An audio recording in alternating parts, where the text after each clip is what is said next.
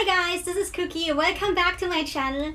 Today I had the idea of cutting up an old pair of jeans. And as you can see, I already started doing that. This pair of jeans doesn't really look like a pair of jeans anymore. So what I did is I cut off the bottom parts.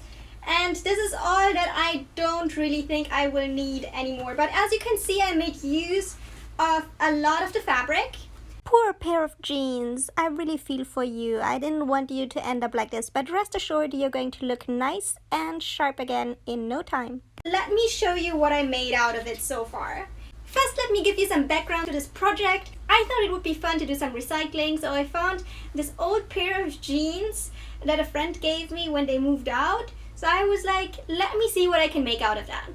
My first idea was a bag, but there's so many different options to make a bag out of an old pair of jeans, you'd be surprised. So I started this bag that I've been doing for the first time ever. I have done a lot of bags over time, but not this particular one.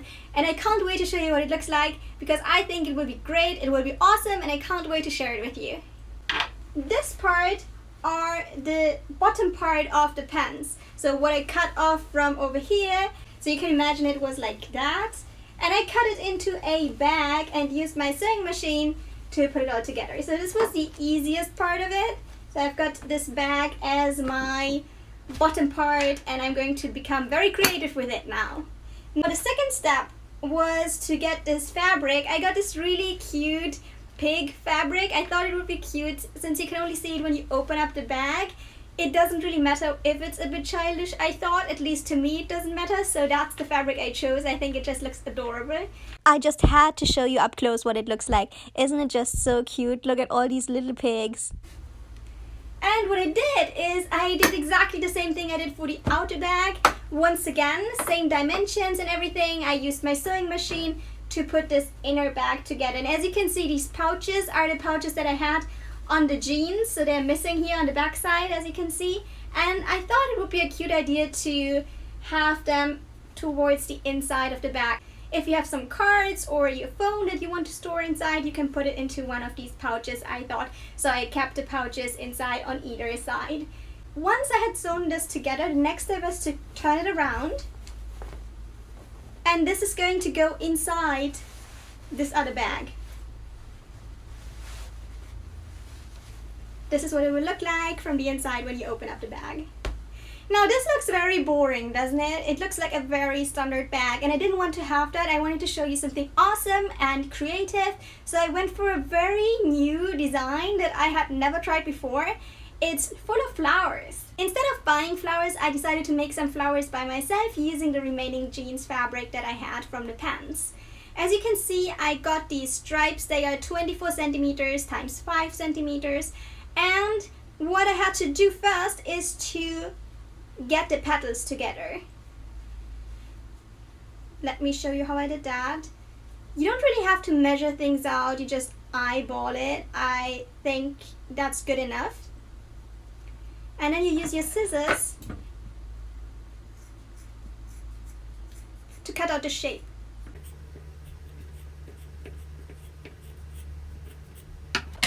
Once you're done with it, it looks pretty much like this.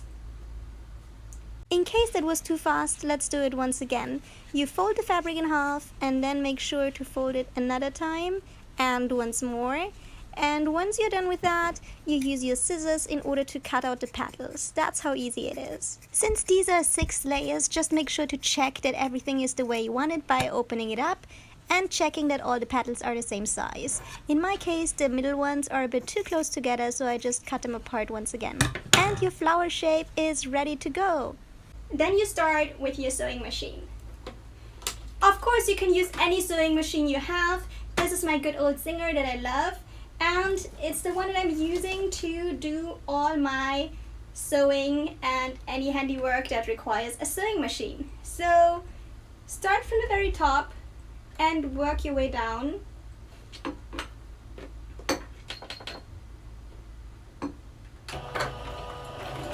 It's much easier to see what I'm doing by showing you up close, so first go down a straight line.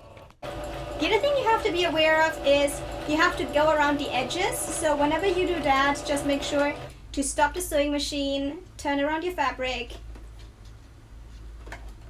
and continue. And let me show you up close once again with this second petal. You start going straight, then you go slightly around the corner. You try to mend the fabric so that it fits in the right direction and just work your way through. I recommend not going too fast, it will be much easier like that. As you can see, I got towards the end. I've done the whole line here on top, and then I went in zigzag around the edges of each of the petals. I think that gives it a much more finished look. If you're too lazy, you cannot do that, but I thought it looks much nicer that way. Especially if you want to use this bag for a while, I would encourage you to do something to the edges. Otherwise, you'll be able to tell pretty soon that it starts to be worn out. That's a completely different feel and a different touch. So if you like that, you don't have to do a thing. But for me, I think I prefer this more finished look. And now it's time to actually make the flower. The way I'm going to make the flower is I'm going to use some yarn and a needle, which should be somewhere over here. Here we go. I've got some yarn here on top. Now you start from the beginning and you work your way through in a zigzag. In case that my explanation didn't make much sense, don't worry, I got you covered. So you start from one side, use the needle, and you roughly put 3 to 4 stitches per petal. But as I said, it doesn't really matter as long as you have some consistency within the petals. Once you're all the way through, you pull the yarn and your flower is nearly ready to go. Just make sure to tie a knot and make sure everything is tied together securely. And I want to have many of these flowers to cover the front part of my bag. Something like that. As you can see, I already tried to catch up and did a few more flowers. Same principle as what I just did. I cut them out using my scissors, then I used my sewing machine to go around the edges, and I used a needle with some yarn to put it together into this flower shape that I find very cute to look at. Now what's missing is it looks a bit boring, it doesn't really stand out. So what I thought I'd do is I use some beads, preferably not all of them, and use my hot glue gun which I've prepared in order to stick those beads on. It's very hot, so be very careful with your fingers when you put the beads onto the flower. You can decide yourself how many beads you'd like to put into each flower. I went for 4. This is a finished flower.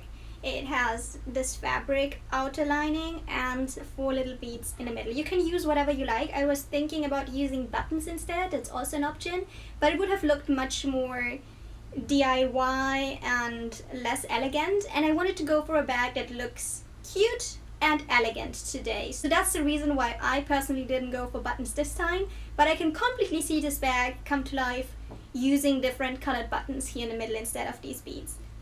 So the idea is to get all of these ready and do many more of those so that I can cover the whole bag full with these flowers. As you can see, I got a bunch of these flowers together, all done the same way. They all have these 4 little beads in the middle. And now the next challenge is to place it on the bag. I thought, first of all, let me just play around with it and see. So maybe let's put 5 in the first row.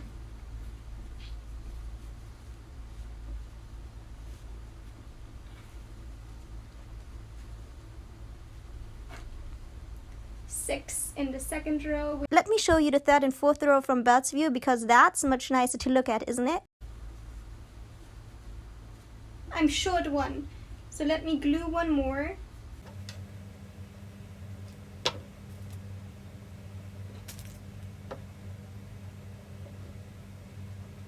And here we go. So this is what I want the bag to look like. The next step for me will be to secure these flowers on the bag. What I'm going to do is I'm going to use some needle and yarn to sew them on from the back. As you can imagine, the bag won't look nice from the inside as a result, but you don't have to worry about that because we have this inner lining, the pig lining that we did earlier, and it's going to cover up all the ugly mess. This is going to take a while, so let me get done with it, and then I'm going to show you the last step, which is going to be pretty fast. Another thing that I did already is I cut off this part of the jeans, so the top waist part is something that we still need, and you might be able to guess what for. We're going to use it as a shoulder strap. So this is going to come on either end and the shoulder strap is ready. If you want a fancier shoulder strap, you can buy shoulder straps as well. There's a huge selection of different shoulder straps online. I just wanted to make a recycled bag and use all the things I already had at home, including these beads, the yarn. I'm going to be using this. If you want to use something else and you're planning to make a bag like I did, use whatever you'd like, and I'm sure it's going to look awesome. As you can see, I was very successful in getting all these flowers here on top of my bag. You might not see it very clearly, but it shows from the inside. You can see where I stitched on the flowers. That's not a problem because we have this inner lining which will cover those completely, so no need to worry about that. And in our last step, what we're going to do is we're going to connect the lining with this bag, and we're going to put in this shoulder strap. Just as a reminder, this is what it looks like from the inside.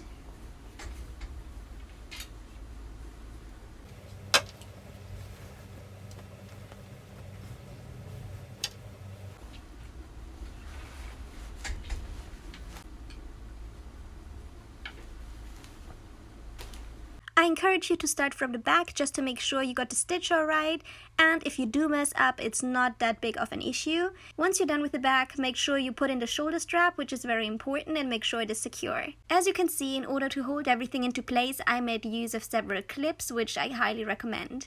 Ta-da! And here's my finished bag. What do you think of it? I did add some Velcro tape on either side just to make it a bit more secure. This bag is pretty much ready, and I can't wait to wear it on the street. I might make another one with buttons, colorful buttons instead of white beads, just to see what the effect is like. I think it will look very different if I end up doing it. It was a great project. It didn't take as much time as I thought it would. As you can see inside, I have these two little pouches where you can put in your phone or other little things. And I've got this very cute pig lining that I'm very proud of. I was looking for this sort of fabric for a long time, and I think it's very cute, and you can't see it if you walk around like this, so you don't look too childish on the street, but your inner childish self is still there if you open up the bag and look inside. That's what I love about this bag. No worries, of course I'm sharing an up-close version of the bag with you. I hope you like it. And this is what it looks like from the inside. I'm very proud of the zigzag lining. That turned out pretty nicely for it being the first time that I'm doing it. And of course I have to mention the shoulder strap with its tag. I decided to keep on the tag and the little button on the other side just to remind myself that this used to be a pair of pants. Overall, I think I give this a 10 out of 10 for the DIY project. I think it was a lot of fun making it, and if you do have a spare jeans at home, I do encourage you to try out the same. It's a lot of fun to make. It also makes for a great present. I might give this one away and make another one for myself, because a friend of mine just gave me another pair of jeans they don't need anymore. So I do have new material to get something new started. Let me think about what I'm going to do, and maybe I'm going to start a new video about it. Who knows? Thanks for watching. It was great having you, and I hope you enjoyed this DIY tutorial. If you have any questions about it, please let me know in the comment section below. I can't wait to see you in my next video. And if you like this video, of course, please follow me. I can't wait to have more followers. Thanks for watching. Bye!